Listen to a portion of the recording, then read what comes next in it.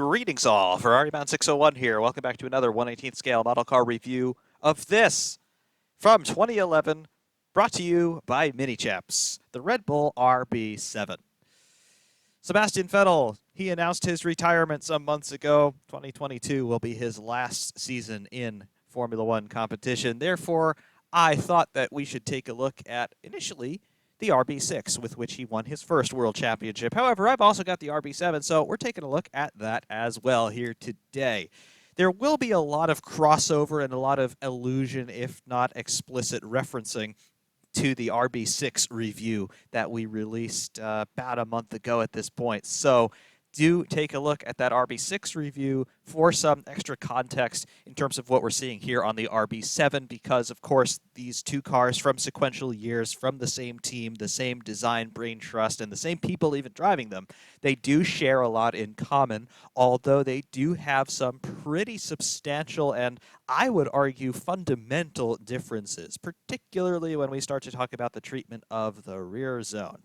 But be that as it may, this car, very much an evolution, partially anyway, of its immediate predecessor, although there is a radical departure in the design of the RB7 versus the RB6. So take a look at that RB6 review if you've not done so already.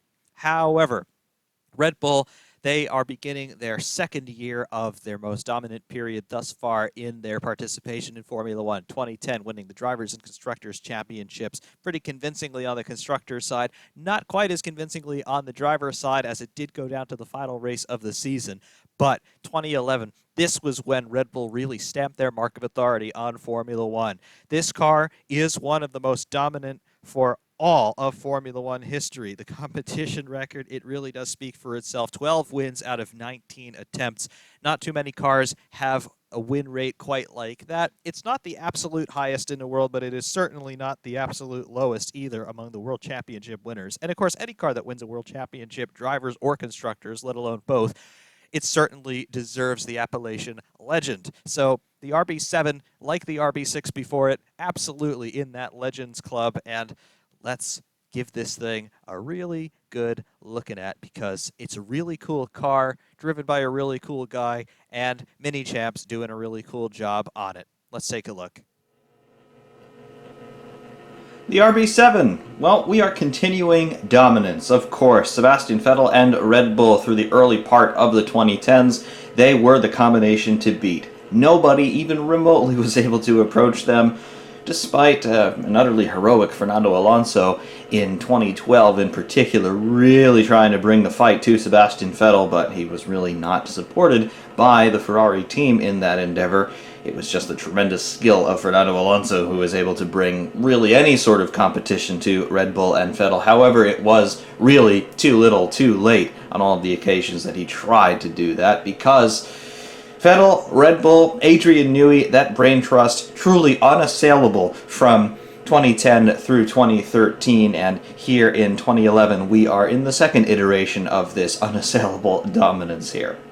And really, I've got to say that 2011 probably was the most dominant year for this Sebastian Vettel-Red Bull combination, because we're talking about some pretty substantial statistics when we talk about all-time win rates among Grand Prix cars, and of course here we're talking about some pretty substantial wins versus races entered and podium finishes and pole positions and fastest laps. So yes, this is definitely one for the record books, the RB7. However, what is the RB7? What do we have before us? Well, it is of course the Formula One car with which Red Bull Racing entered the 2011 Formula One World Championship, designed and manufactured by the same brain trust that brought you the RB6 and RB5 before it. Adrian Newey, Chief Technical Officer for Red Bull Technologies in this era, and he, of course, was the chief designer on this car, but also helping him along the same names of Rob Marshall, Dave Warner, Mark Ellis, Peter Prodromo, and Dan Fallows, designing this car for the Red Bull Technologies design office as well, immediately preceded by the Red Bull RB6, as we took a look at last time, and its successor, of course, will be the Red Bull RB8. But just as we saw on RB6, therefore, we have got carbon fiber everywhere on this thing. Carbon fiber honeycomb composite monocoque, as you would expect for the cockpit area and the survival cell, as they call it, and that's really the structural center of the car as well, because it is to the monocoque that, of course, the front suspension elements are mounted, but moving rearward, it is to the monocoque that the fuel tank is mounted, and to the fuel tank, the engine is mounted, and to the engine, the gearbox and driveline are mounted. So that monocoque really forming the structural heart of this Formula One car, and of course, because of that, everything basically from the cockpit rearward is a stressed member in the construction. One cannot exist without the other, and remove any one part, well, you don't have a complete car anymore. So yes, carbon fiber galore through this thing, and not only through that central structure of the cockpit monocoque area, but carbon fiber suspension elements, carbon fiber bodywork, and even in some cases in this era, I don't know specifically if the RB7 had this, but carbon fiber gearbox components as well we started to see in Formula One, actually a good deal before this, in the mid-2000s, but wasn't just restricted to structural or bodywork parts. There were some driveline components that were also being made of carbon in this era as well, so pretty ridiculous. What we've got mounted to that carbon fiber chassis, though, we have got suspension elements on the front end as it swings around here, double wishbone push rod, just as we saw on RB6, and just as we saw on pretty much all of the Formula One cars in this era as well. Gonna count you out, Ferrari, in that regard. But double wishbone push rod, as you would expect, pretty par for the course, and we're still seeing this in Formula One today, all the way up in 2022. On the rear suspension, though, we've got effectively the same arrangement, just flipped over by 180 degrees, double wishbone pull rod, and we'll take a closer look at that pull rod geometry a little bit later on, but have a look toward the rear end of the car right now. You'll see these silver diagonal struts that are coming out from the center line around where the gearbox is. Those are your pull rods. They are quite unique, and they are quite obvious to see here on RB7. Mounting the suspension to the car, we have the gearbox. Your suspension elements mounted directly to the gearbox. Your gearbox in this car is a 7-speed sequential semi-automatic shift electro-hydraulic actuation there, designed by Red Bull Technologies, and that gearbox, it is mated to a Renault RS27-2011 2.4-liter naturally aspirated V8 engine.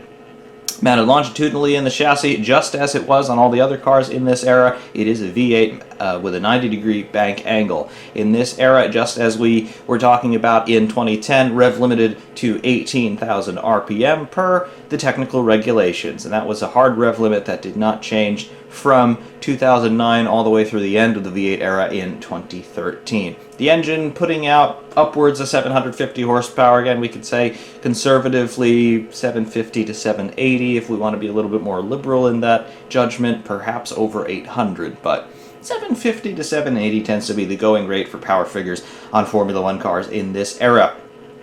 Fuel provided by Total, as we saw on RB6, and it is unchanged here on RB7.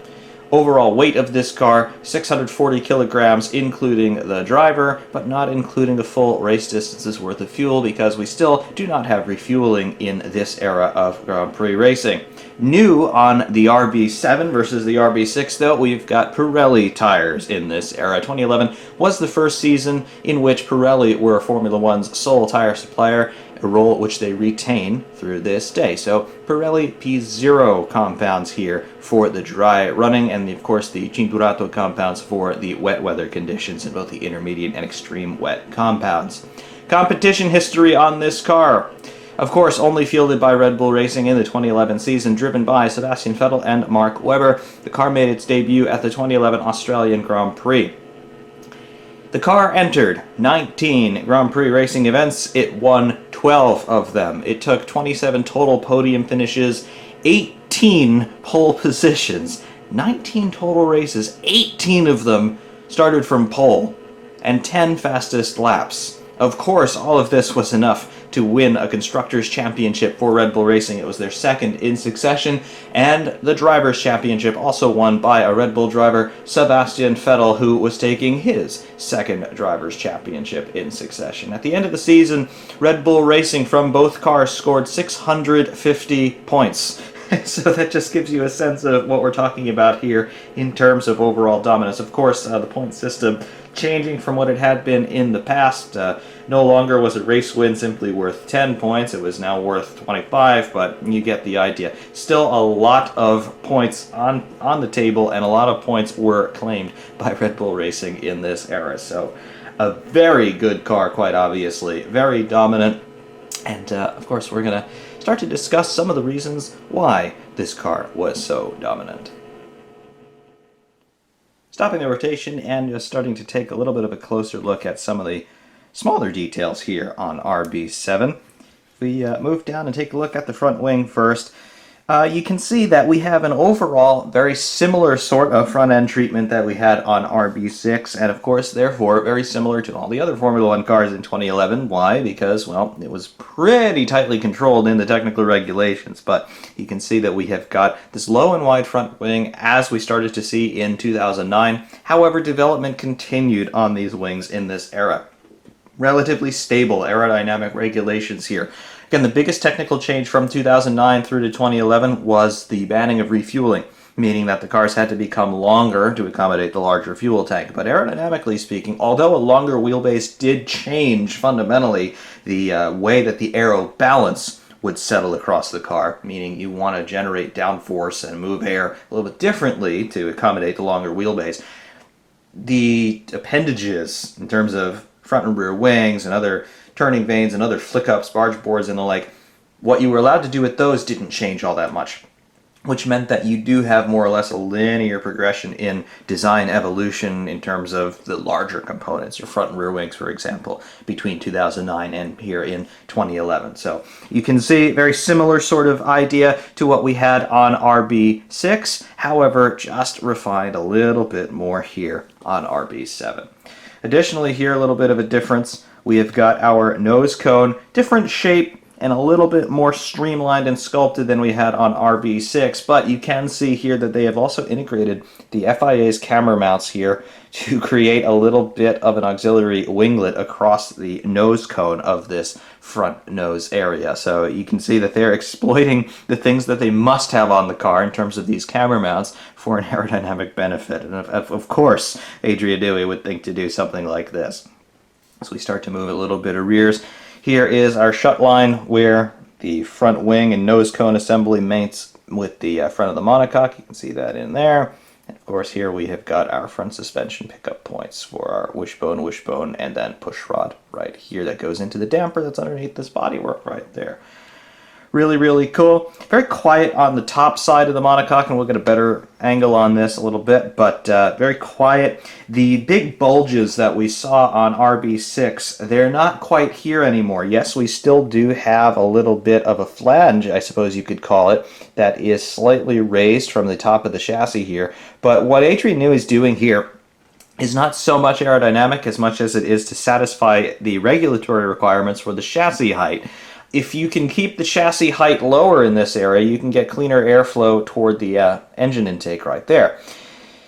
Defining the chassis height, though, is a little bit of a black art in terms of trying to appease the regulators, because you would think that you would want a continuous cross-section at a given height, and that is your chassis height. Well, why do that when you can just have this little blister, this little bulge across the outboard flanks of the chassis, and then that is going to be slightly higher than the rest of things? This little bulge here, and again we'll see this really when we take a look from nose on, but that little section satisfies the regulatory requirement. The rest of the car can be slightly lower than that, and that's for slightly better aerodynamics. So that's what Red Bull were doing. That's what Adrian Newey decided to do to appease the rules makers. The rules makers said, hey, that's cheeky, but you beat us. And Red Bull were able to run like that for the duration of the season. But cool. Across the midsection of the car, we still have small vestigial barge boards in this era, as you can see. Real cool. And then as we move rearward again, we've got a turning vane, very similar to what we had on RB6. And then a side pod, which is more sculpted, and particularly when we take a look at the car freehand much later, you'll be able to see the longitudinal sculpting of these side pods. The packaging here is much different than it is on RB6, and there are several reasons for that. However, the predominant reason for that is because of what's going on at the rear of the car in the diffuser zone. Lots of differences here, and we will discuss at length what was done and how it worked and why it worked. So all of that. Lots and lots of cool stuff going on here, but yes, of course, everything starts with the front end on a Formula One car, and that's what we've got here on RB7.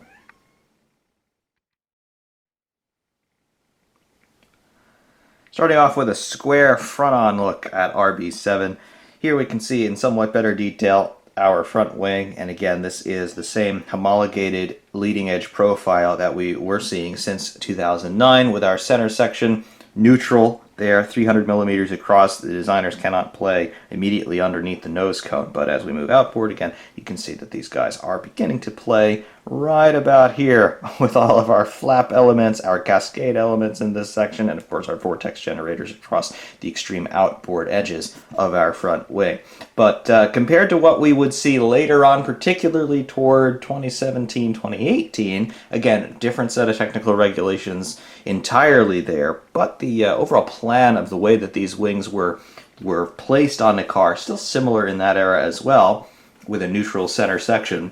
And we really saw what those guys were able to do once the regulatory restrictions were pulled away. However, in this era, a similar sort of trajectory of evolution started to play out, with the wings becoming progressively more complex and sophisticated as time went on. In the outboard areas where we did have these flap elements, you can see what we're talking about here. We have got multiple closed sections on the wing. We have got 3 closed sections in the principal area of the flap, and then we have got cascade elements here as well in the form of these little gantry winglets.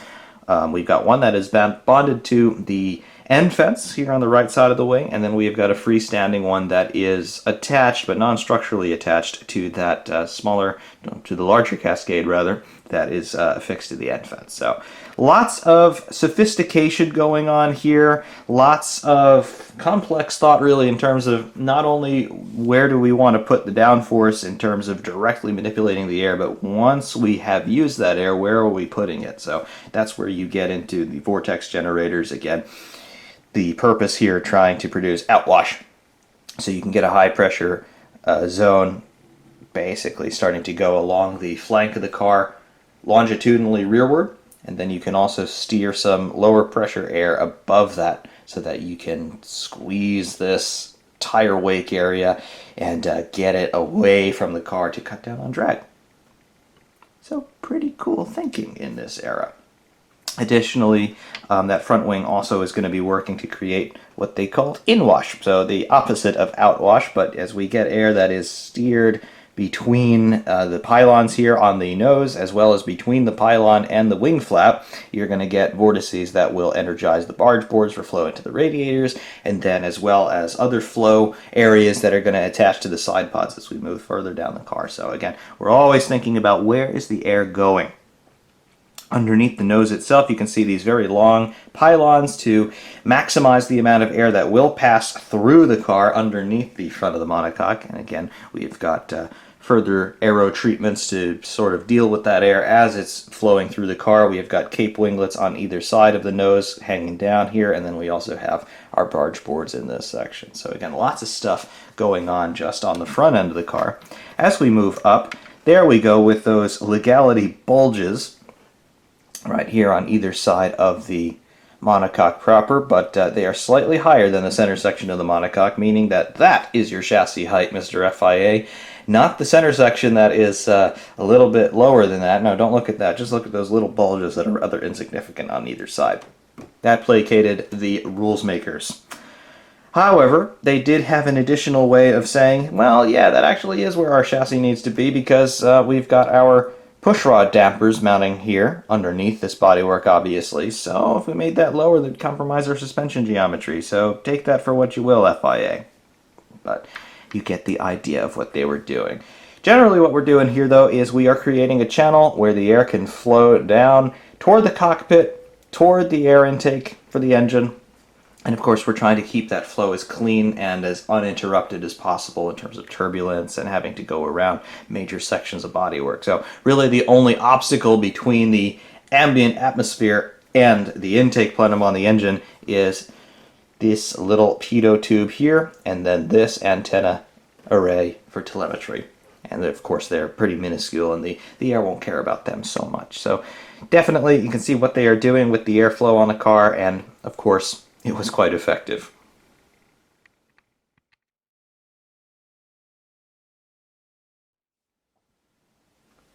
From the right side on RB7, what is going on here? Well, again, not too much different in terms of overall packaging and overall design philosophy than from what we saw on RB6. Again, we're bringing air in through the front wing. We're manipulating it a bit for direct downforce right here, but then we're also starting to steer it around to get around that front axle and those big tires that are just hanging out there in the airstream, creating a lot of drag. Makes sense. As we start to move rearward, we start to see some of that midsection treatment in terms of our tongue or T-tray down here right on the floor of the car. We have got barge boards, we have got turning vanes. Really, there is not a whole lot going on here in terms of anything radically different from RB6. Again, just as with RB6, though, we are trying to treat the whole car as one continuous package. And even going back to the late 80s, early 90s with Adrian Newey designs, I remember seeing an interview with him where he was talking about his design on one of the old Leighton House March cars, and he said, this was really the first time that I tried to treat the whole front end of the car. So that's the front wing, the nose cone, the cockpit opening, all of that. It's the first time that I tried to treat this as one contiguous piece, aerodynamically speaking. And you can see that overall philosophy continuing here on RB7. The whole car, in terms of this profile view, is clearly one contiguous aerodynamic piece. You can just, in your mind's eye, get a sense of where the air is going to be going as it interfaces the car initially at the front end, and then as the car passes through it. You can see how it's going to be split from top to bottom, how it's going to be directed laterally, how it will attach it along the midsection, and then how it will be blown out the back. However, there are plenty of details that will intervene between now and then, but they're not really evident so much from this view. But we do have a couple hints as to what's going on. First of all, you can see as we get into the midsection with our side pod, you can see that we have got this rather aggressive undercut in the side pod in this section, far more aggressive than what we had on RB6. And it's even slightly reminiscent of what we have currently in 2022 Formula One, in particular what we have from the Red Bull, which actually has a very aggressive undercut through this section of the side pod. So some old tricks coming back here in 2022. However, you can see that we are just shoving air through this gap behind the turning vane, and we are just going to accelerate it as it attaches along this curved profile of the outer flank of the side pod. Why? Well, of course we're going to be feeding our diffuser with this flow. The side pod tucks in again very aggressively, and then we're almost on center line of the car by the time we get here, so we have got a lot of free floor space to play with. However, there's something else going on with this particular diffuser. We have pull rod rear suspension, which opens up a large gap in this section, just inboard of that rear tire. However, you can see that we have got this little device going on here. We have got a little strake here, which is just an aerodynamic fence. However, inboard of that, we've got this little device. It's an oblong tubular thing. What is this? It's an exhaust outlet, right? We'll have to get a better angle on this to see what's really going on. But our engine exhaust coming out from this area, obviously, where the engine is, and it's just being discharged through here on either side. What's going on? Well, keep that in mind. However, taking a look at other details that we've got on the car, wheel and tire assemblies, as you would expect to see them, they look good. Again, basically unchanged from our 2010 specification. No refueling in this era, so our pit stop speeds are going to increase. Therefore, our wheel nuts have been optimized to interface with the sockets and guns as quickly as possible. Real cool. Pirelli P0 compounds here. That's the biggest change in terms of the wheel and tire department from 2010 to 2011. And of course, as we move toward the rear with our rear axle treatment, Very similar, as you can see. Nice detail, brake disc and caliper detail in there as well, with, of course, our more inset rear wheels there because the rear tires are a bit thicker than the fronts. Really nice, but I do like all the detail that is there and evident. Another thing that you'll notice here is a contrast with RB6, the engine cover. We just have this sloping profile going all the way down the engine cover. The RB6 had a shark fin. The RB7 does not have a shark fin. Why? Well, the FIA said so. After 2010, not only was it the shark fins themselves, but it was what was going on inside the shark fins with the F-duct system. The FIA said, no, we're banning the F-duct. However, we're also going to give you another toy to play with, and that was the drag reduction system, DRS. So the shark fin and the F-duct were both banned, this freeing up that space on the engine cover, so now we just have a more traditional looking triangular engine cover. However, in place of the F-duct, we have DRS, which is something that we really can't see too well from this angle, but that is the openable main plane here on the rear wing with a little hydraulic actuator pod that you can just kind of barely see right there. We'll get a better look at that later on. But that was the FIA's compromise. No, we don't want the F-duct system. However, we'll give you a DRS to play with in its stead.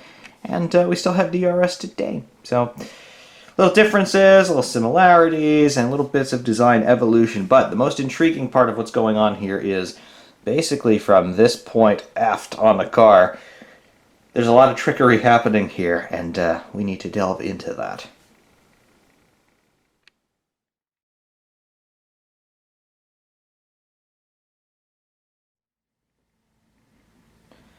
Here, on the rear of RB7, well, first of all, we see generally we have a very stereotypical plan as far as mid-2010s Formula One construction is concerned. We've got our reasonably high and reasonably narrow rear wing, its main plane surface up top, and then its beam wing down here. Between the main plane and the beam wing, we have got all of this empty space, which really is just serving to basically function as a tunnel to accelerate air through that gap between the main plane and the beam wing, which is, of course, going to generate a little bit more negative pressure in this area, which means more downforce. Additionally, in this section, some differences between RB6 and RB7. You can see this central tunnel right here. This is for predominantly engine and gearbox cooling. There is a need to evacuate the air through the engine bay, the air that has not been evacuated through these little gills up top here, which are serving as an exhaust from the primary radiators inside the side pods. However, most of that air is going to be routed through the engine cover, and then it will exit through this central tunnel here. Inside this tunnel, in reality, quite often you could get a glimpse of what is probably either an oil-water combination radiator for the engine and gearbox, or just a gearbox oil cooler. Not entirely sure how they actually allocated the plumbing inside this car, but you could obviously see a radiator inside this section of the car. So that was very cool, but as you can see, it just is blanked off here for the purposes of the model. Additionally, on this one, what else do we see? We see our diffuser down here, and it's a pretty stereotypical diffuser as far as we're concerned for the mid-2010s here. We have got a single level that's apparent anyway from this side. We've got the top of the floor, the strakes coming down toward the ground, and then of course the ground itself, which is forming the bottom surface of that tunnel. The air that has come through the floor from the front of the car all the way through to the rear where we are now is going to be accelerated and expanded out the back, and that's going to create a little bit more downforce right at the rear axle, where Red Bull and Sebastian Vettel in particular really wanted it, because Vettel is really keyed into the rear end. If you can really lock that rear end down, he's going to be unbeatable, as he was in this RB7. In addition, what else do we have here? Well, you can see the tire squirt area really in the inboard flanks of where the brake ducts are for feeding air into the rear brakes back here. And you can see that we do have this gap between the top of the floor, the end fence of the rear wing, and the inboard surface of that rear tire. That's the tire squirt area. What are we doing with this? Well, this is a very sensitive area on the car. And here on RB7, we do have winglets, which are mounted to those brake ducts inboard here. And they are generating a little bit more of extra downforce here. In addition to that, though, this car has another little party trick.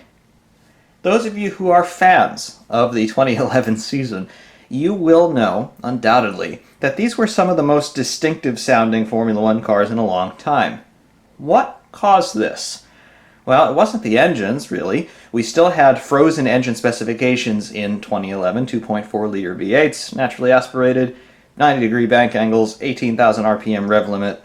That had been the same for 2010 and 2009 and 2008, 2007, 2006. Still 2.4 V8s, higher rev limits back then, but same engines for the most part. Why do these cars sound so different? Well, one thing that you will not see here on RB7, at least not in the traditional places. Can you tell me where the exhaust outlets are? Where are those engine exhausts? Are they on the trailing edges of the side pods? No, they're not. Are they in the floor down here? Are they like centerline exhausts 90s style? No, they're not. Where are they? They're not periscopes. They don't come out the center through this tunnel like you might expect if you're more familiar with current era Grand Prix machinery. They don't come out the center here. There's no center pipe. Where are these exhausts? Well, we can't quite see them from this angle, but I assure you that they are venting on either side of the outboard edge of the diffuser. If we come up a little bit, and if we're sort of able to tilt down, can you just maybe get a glimpse of where those exhausts are? Maybe you can, maybe you can't. Where the light is getting more intense, can you just maybe see an oblong aperture just inboard of that right rear tire? Perhaps. If you can't, that's okay, because I'm having a little trouble spotting them myself, but I assure you they are there. What are we doing with the exhausts in this era? Well, those of you who are of the persuasion that blown diffusers were invented by Red Bull in 2011 are wrong. And if I hear another person try to start an argument with me about that, I'm going to flip something. Blown diffusers, in terms of the concept of sending exhaust through a diffuser, have been around since the mid-1980s. As soon as diffusers started to become a thing on cars, people have been understanding that you can use exhaust flow from the engine to energize the overall diffuser flow. That is nothing new. You can look at any Formula One car from about 1985 or so all the way up to 1995, and you will see blown diffusers on them. All right? So that's not a new thing. What was the new thing in 2011, though, was Red Bull in particular were pioneers in this, but the other teams very quickly figured out that they could do it too, and they promptly copied the idea. But Red Bull figured out that you could blow the diffuser using engine exhaust even when the driver was not on throttle, right? So what we were doing here was we were playing with the electronics, the ECU, the engine management, on the car's primary computer control unit to tell the engine to do some interesting things. Primarily what we were doing was we were manipulating the throttle openings. In other words, on top of the engine, inside the intake plenum, you have butterfly valves, or sometimes you have barrel roller bearings, different ways of getting air into the engine, basically. But let's assume that we've got throttles that are butterfly actuated on this engine. We got 8 of them because we've got an 8-cylinder engine, right? Individual intake trumpets, you know how it works.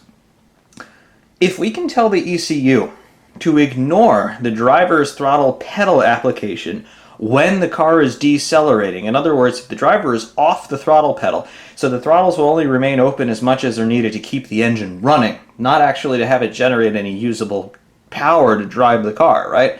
But if we could tell the ECU to ignore that and hang the throttles open when the driver wants to decelerate, well, that's going to be a problem, right? We're going to keep throwing air into this engine, and the engine's going to keep making full power, and the driver's not going to be able to slow down. Well, no. We need more ECU trickery to cut fuel delivery or cut spark to the engine, depending on what it is that we specifically want to do here. But we want to hold the throttles open while the engine's decelerating, and therefore the car is decelerating. And what's that going to do for us?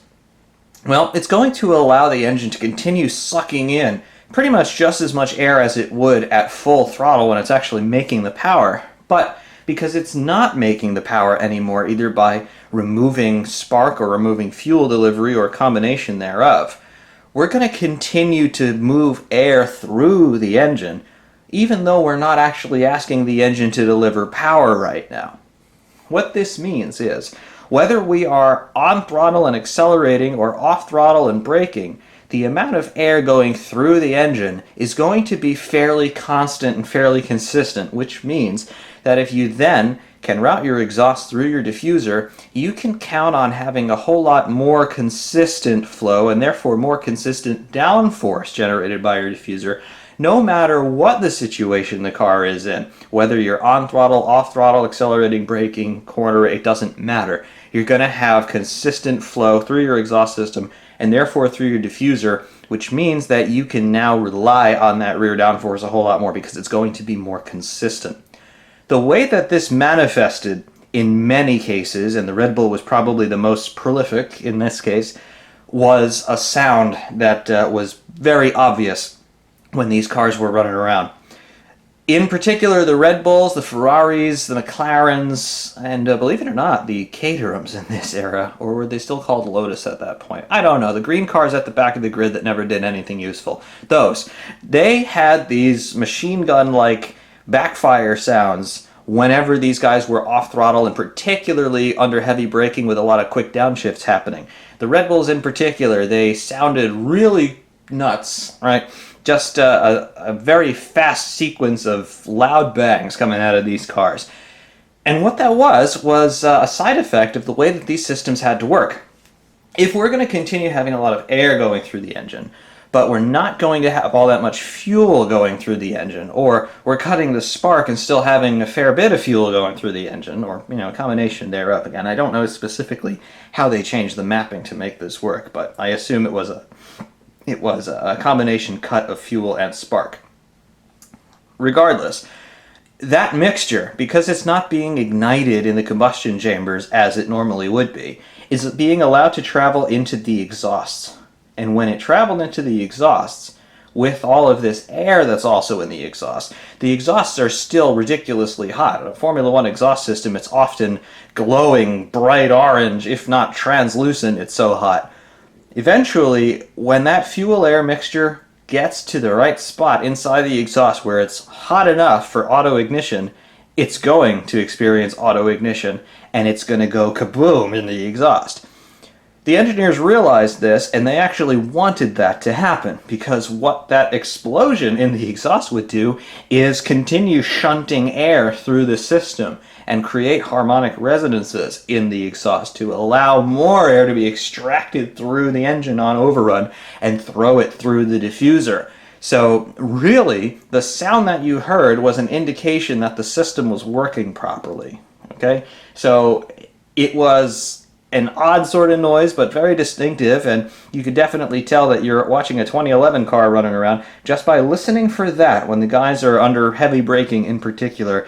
As they're popping off quick downshifts, you would hear these, again, it sounded almost like machine gun fire in some cases, and that's what's happening. Because of the shape of the exhaust and where they're being routed, and again, this fuel-air mixture just blowing up inside the exhaust to send more air through the diffuser, that's what's causing that, and that's the real innovation here. It was off-throttle exhaust blowing. Exhaust blowing itself through a diffuser, not something new. That was something that had been invented almost 30 years ago in the point of 2011. But doing it off-throttle was brand new, and that's what Red Bull in the beginning of the season had pioneered.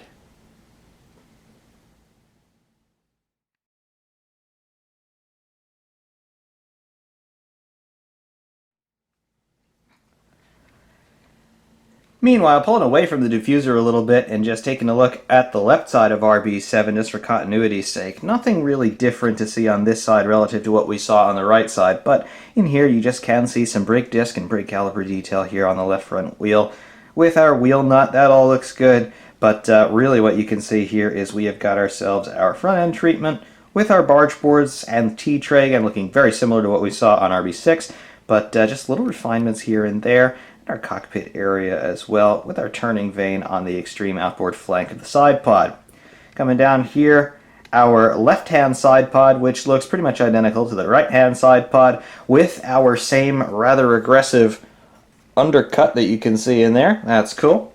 And then, of course, as we start to move down the left flank of the car, you can see how this side pod geometry, again, it is really, really aggressively undercut through here, and then it expands out and then tucks in again, right in the vicinity of our exhaust. Here is our fence that is just sealing the air from this, again, the forward part of the tire squirt area that we talked about earlier on. And then here, this little pipe, this is our exhaust. So the exhaust is coming out right from here. You can see this little plate just behind the trailing edge of the side pod, where the exhaust is actually mounted through into the engine, and our exhaust manifold here, our primaries, would be in this area. And then the outlet pipe, the 4-into-1 collector pipe, converges here, and then it gets shot through the diffuser in this section.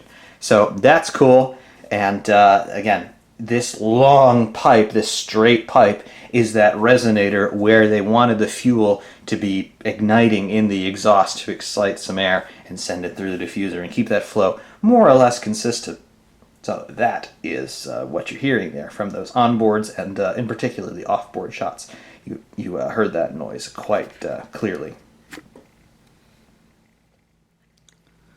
Going freehand here, but before we take a look at the rest of the car, I just want to seal up the point here on where our exhausts are. Now you can see quite obviously where the exhausts are on RB7. Obviously you've got the two pipes, and then you've got the areas in silver, those oblong sections. Those are the terminus points of each pipe on each side. And quite clearly you can see now where they are aiming that exhaust flow through the diffuser. Very, very cool. It's not trying to blow the center line of the diffuser, quite obviously. It's not like these things do a really sharp turn inboard or anything like that. What we're trying to do is just energize the overall flow through the diffuser. And again, what's happening here is Bernoulli's principle. If you can get a high-speed, high-pressure flow going, as it interfaces surrounding air, it's going to entrain surrounding air, which is then going to influence the overall speed and direction and ambient pressure of the whole air mass. So that's what they're trying to do with blowing the diffuser like this. You can also see the very strange-looking and very obtuse geometries here of the pull rod rear suspension. We're looking at the upper wishbones quite obviously, but also what you can see in here, we have got our pull rods which come down in silver. Here you can see that pull rod going into the bottom of the gearbox casing where the dampers would be mounted, and then obviously going up into the wheel hub, upper and lower wishbones there. And really, it's just a very different sort of geometry.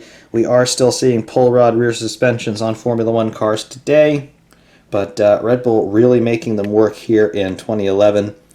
It's really, it's a unique shape. Another very unique shape. Take a look at how the side pods really cut in just past where the radiators terminate. That Coke bottle geometry, that Coke bottle section that really was pioneered by Ferrari in the late 80s. With their V12 cars in that era, but just look at how svelte that is. They converge right here at the gearbox casing, which is just minuscule. There's not a whole lot of width in there at all.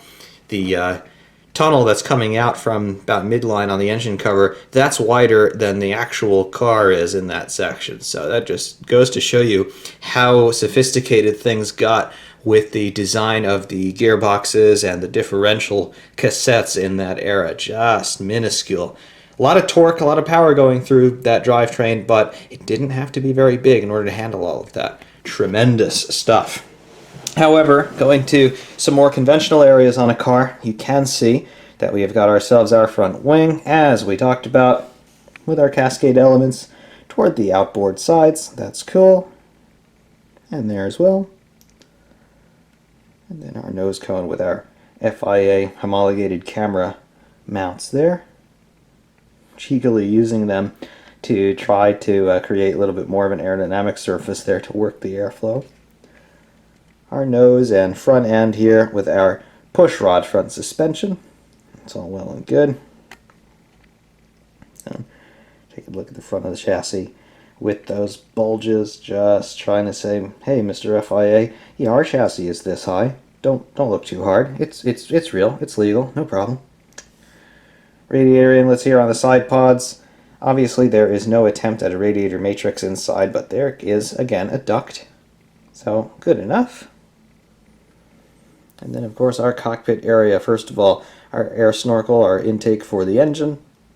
And then we have got Sebastian Vettel inside our cockpit, as you would expect.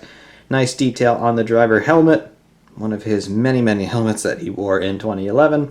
Eventually, they had to pass some sort of a ridiculous rule that I think is just utterly insulting to the drivers, that you're only allowed to change your helmet X amount of times in a season. That's just a load of garbage. But the reason that they even thought to do that was Sebastian Vettel. He changed his helmet sometimes a couple of times during the same weekend. But it's what he did. More good detail inside the cockpit.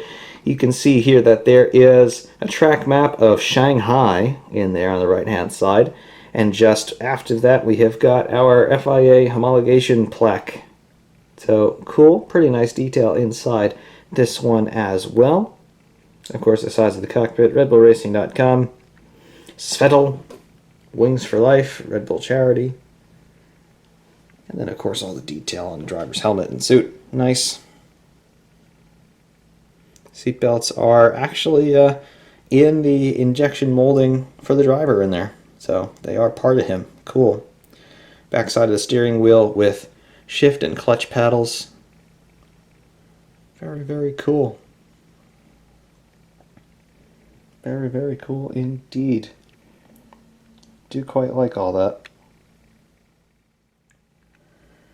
Continuing to look at the cockpit, this time from the right side and looking forward. Here we can see the back of the driver's helmet. Pretty reflective, once again, as we remarked on RB6. But really nice. There's the air snorkel reflecting in the helmet. I like all of that.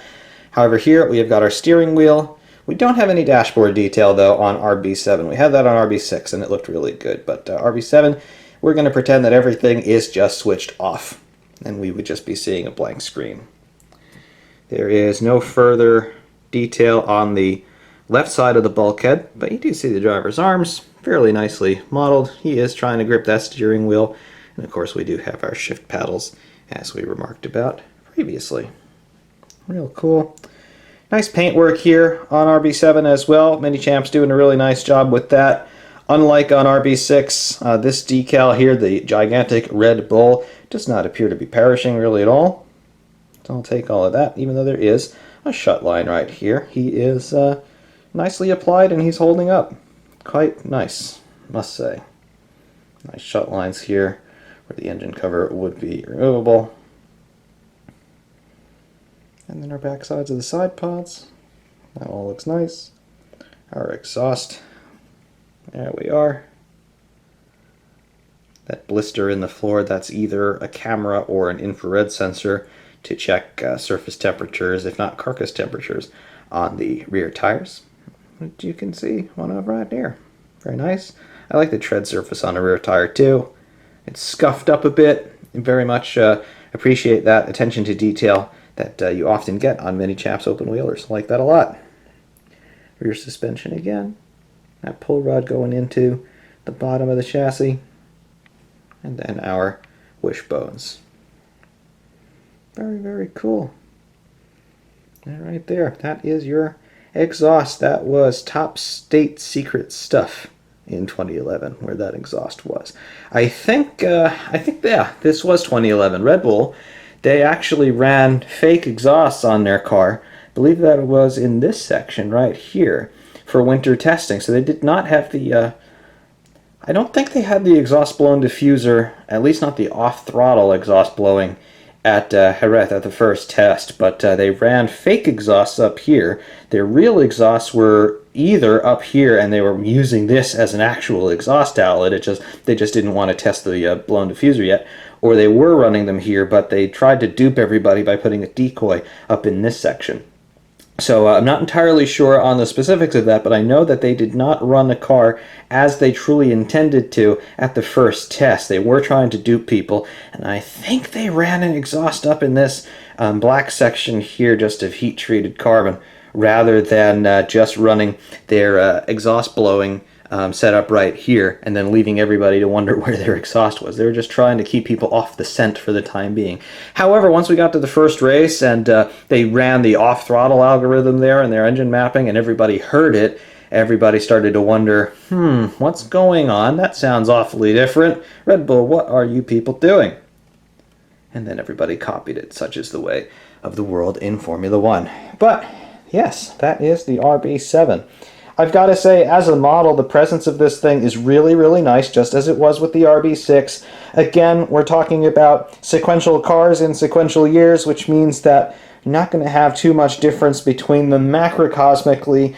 Yes, this is a rather different car than RB6, not because it's of a different team or a different design or a different vintage, but because of this exhaust-blown diffuser concept. RB6 was doing it, but they were not doing it off throttle, nor were they doing it quite as aggressively as we are here on RB7. So we have got ourselves a rather different aerodynamic philosophy, basically from midships rearward. However, midships forward, you could very easily confuse this car for RB6 because it is just so similar in terms of most of your details. I mean, yeah, when you start to look really fine, yeah, the front wing mounting pylons are a different shape, the front nose is a different shape, the big bulges that we had on RB6 and the front end of the monocoque are not quite here on RB7. So yes, there are proper differences between the designs of the cars, but it's really when you start to get into the side pods and rearward, that's when these cars really distinguish themselves. And in the case of RB7 versus RB6, RB7 was a colossal improvement in design. This car, again, so dominant in 2011. Sebastian Vettel wrapping up the championship, not in the final lap of the final race as he did in 2010, but he clinched his second driver's championship with this car at the Japanese Grand Prix. So with plenty of time to spare before the end of the season, Sebastian Vettel won the World Championship for the second time in this, the RB7. And here, just in case anybody wanted to see the underside, here it is. I know that some of you are probably curious to see if there's anything curious in the diffuser section here at the rear. No, there really isn't. Just these two cutouts just ahead, or just a rears really, of where the exhausts terminate. In fact, if we turn this way, you can start to see, yep, that oblong structure there, just where the carbon cuts off into the triangular section of that cutout. That is where the exhaust terminates. So that is the only sign here from the under tray that we've got that exhaust blown off throttle diffuser there. Otherwise, things are pretty standard down here. There is your expansion zone of the diffuser with your strakes, rear crash structure, the tow hook. Real cool. On the bottom, there it is. Paul's Model Art Minichamps. And then Red Bull Renault RB7 2011, and then on the legality plank 118, made in China. You can see where the stay and the T-tray comes in and secures there. That's cool. A little bit of wear on the leading edge there, just from me having rolled the car around over the years, positioning it and things. That's cool. Real cool. More stays in the diffuser, holding the model together. They're not trying to signify anything on the real car. And then underneath the front end, there's your front wing. Real nice.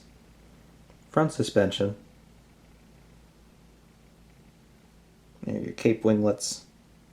And then, of course, we get our small barge boards here. Very nice. Very nice. The underside of RB7, again, would have been a very strongly guarded state secret back in its day. So there it was, the 2011 Red Bull RB7 rendered in 1/18th scale by Minichamps. 2011, it was the second year on the trot in which Red Bull and Sebastian Vettel both won world championships, the second in succession for both driver and team. What can we say? An utterly dominant package and more absolutely brilliant work by Adrian Newey and his design team over at Red Bull Technologies. Exhaust blown diffuser, not a new idea, but doing that off throttle was a very new idea. Using the post-det, basically the detonation of the fuel-air mixture inside the exhaust, not using it to make engine power, but using it to create energy for airflow. In other words, we're going to extract air through the engine, through the throttles that we're telling to hang open, and we're going to use this explosive impulse not just to shoot stuff out the back, but also to create a vacuum inside to suck more through the engine, and we can repeat this cycle more quickly, more consistently, create more downforce thereby. Brilliant idea. It's a Helmholtz resonator, in case those of you who are saying, say the H word, F-man. Yes, Helmholtz, that's the type of flow that we're talking about here, and it's used on intake plenums in many a road car as well. Volkswagen Beetle owners will know this. But be that as it may, the exhaust blown diffuser doing its business on and off throttle, being that as it may as well, creating some interesting sounds for all of us to geek out about. This car, absolutely, it deserves its appellation of being a legend, right up there with its RB6 stablemate and the RB8 stablemate as well the following year, because we're talking about sequential years, sequential designs, same brain trust, and same result. Back-to-back world championships in the drivers and constructors for Red Bull Racing. Absolutely brilliant. It's not terribly often that you get a dynasty like that starting to form its way on the grid, and then it stays up there. Yes, of course, through the early 2000s, we had Ferrari with a great stream of dominance, but they always had really hard and consistent competition from the likes of McLaren and Williams when they had that great BMW partnership. Red Bull, they really started to pull away from the rest of the field in 2011. Yes, McLaren were there, sometimes Ferrari were there, but really these guys were in a class of their own 9 times out of 10, and that continued through the end of 2013 with their great dominant years to come. But great car, great driver in Sebastian Vettel as well. And, of course, a great 1/18th scale model brought to us here today by Minichamps. It's a great one. I absolutely would quite highly recommend it. Construction is great, and it has definitely held up quite well in about the 10 years that I have had it. So until next time, though, I do hope that all of you have enjoyed this one. Ferrari Bound 601 saying thank you very much for watching, and, of course, we will see you soon.